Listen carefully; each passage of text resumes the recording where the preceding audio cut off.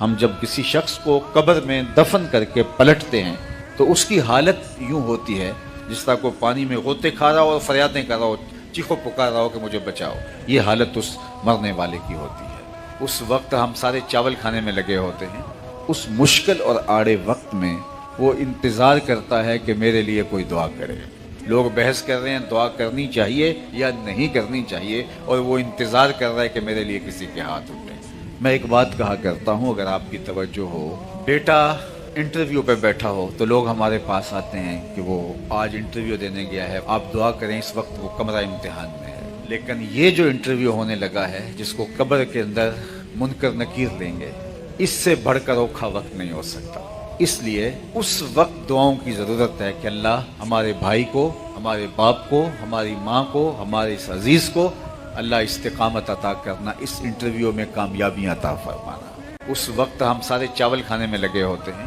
وہ بڑا مشکل اور آڑا وقت ہوتا ہے جب قبر میں ہم ڈال کے آتے ہیں، تو اس وقت خلوص کے ساتھ، اسی لیے فرمایا گیا اتنی دیر تک قبر پہ بیٹھا جائے جتنی دیر تک ایک اونٹ ذبح کیا جاتا ہے، اس کی کھال ادھیڑی جاتی ہے، اس کا گوشت بنایا جاتا ہے اور پھر لوگوں میں تقسیم کر دیا جاتا ہے۔ جتنا وقت اس کام میں لگتا ہے، مسنون یہ ہے کہ تدفین کے بعد اتنی دیر تک قبر کے اوپر رکا جائے، ٹھہرا جائے، تاکہ صاحب قبر مانوس بھی ہو جائے اور آپ اتنی دیر دعائیں التجائیں کرتے رہیں، آپ کا دل اس کے اچھے انجام اور اس کے اچھی کامیابی کے لیے دھڑک رہا ہو، اور اللہ تعالیٰ جل شانہ اس کے اوپر رحم فرمائے۔ لیکن آج جس طرح باقی چیزوں میں بہت تیزی آ گئی، آج ہم بہت کم وقت دیتے ہیں مرنے والوں کو۔